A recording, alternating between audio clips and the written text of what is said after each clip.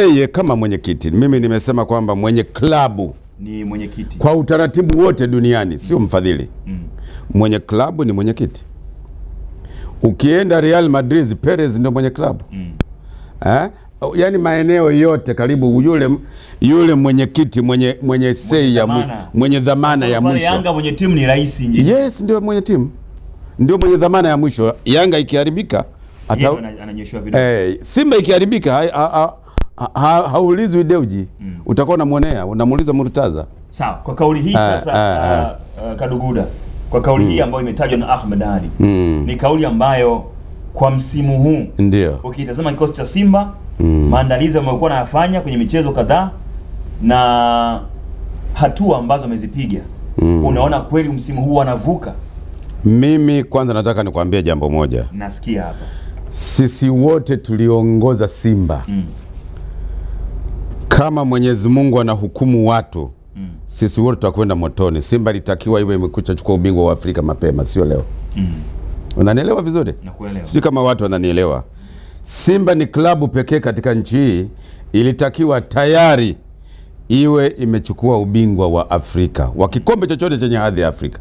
Ilitakiwa iwe tayari. Sasa hivi tumechelewa. Unanielewa vizuri? Hii itavuka. Sasa kwa kauli hii inategemeana na mikakati ya viongozi.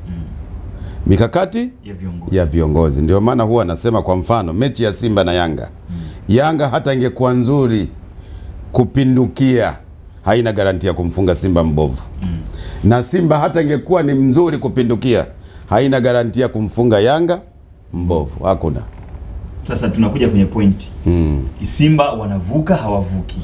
Mimi ndio maana nimekwambia mikakati ya viongozi ndio inaweza kufanya Simba wawe na uhakika wa kuvuka au kutokuvuka, kwa sababu mimi siko kwenye management ya Simba. Mimi niko nje, ni tayari nimetoka, niko nje. Ni shabiki mwanachama. Mwenyekiti ambaye aliyowahi kuongoza Simba. Umeona? Unajua ninakwambia hivi Kaduguda. Kuna siku nilikuwa kwenye mazoezi ya Simba pale kwa Bunju Arena. Ndio. Nilikafanya mahojiano na Kibu Dennis Prosper na Jean Chalet Ahwa. Sawa. Nikafanya nao mahojiano. Katika moja ya swali langu lilikuwa ni kuelekea mechi dhidi ya Al Masry. Nikauliza maswali haya mawili ambayo nayakumbuka mpaka leo. Simba amecheza robo finali nyingi sana. Kwenda nusu finali imekuwa ni ngumu. Hii ni ya 8. Yes. Kibu kaniambia hivi kwamba msimu huu sio kuvuka tu, wanachukua ubingwa. Kibu Dennis. Ndio.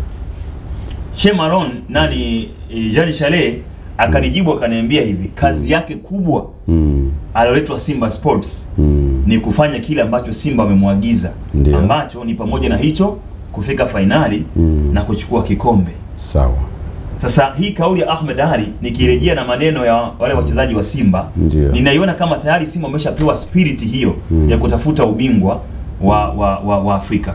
Ndio nakuuliza sasa wewe kama senior wa mpira. Mikakati ya Simba ikiwepo, wanaweza kufanya hicho kitu? Kuchukua ubingwa wa Afrika ni rahisi mno. Kuchukua ubingwa wa Afrika ni ngumu mno. Unanielewa vizuri hapo?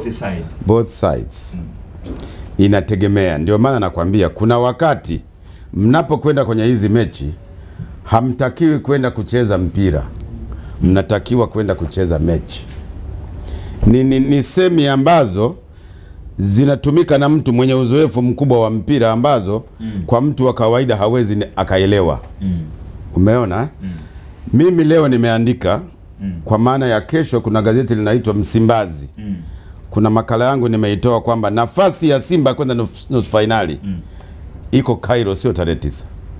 Kwa tumetofautiana na Ahmed Ali. Nafasi ya Simba ili aende nusu finali sio tarehe 9, kwa sababu tarehe 9 wanacheza uwanja wa Benjamin William Mkapa Dar es Salaam. Mechi ya marudiano. Lakini tarehe 2 wanacheza Cairo. Sasa sijui watachezea wapi, kama watachezea kwenye ule uwanja mkuu wa Cairo ambao kwenda ardhini ni ghorofa 3 na kwenda juu ghorofa 3. Bwana wewe. Kuna huo shekha ni uwanja bwana. Cairo International Stadium. Ni hatari. Kwenda chini ni floor 3. Kuja juu 3 pale tumemtoa Zamalek pale. Tarehe 1 mwezi wa 6 1993 pale. Cairo Zamalek ndio bingwa wa Afrika, tumemwambia kaa pembeni. 93 2003. 2003 Mchanganya kaduguda. 2003.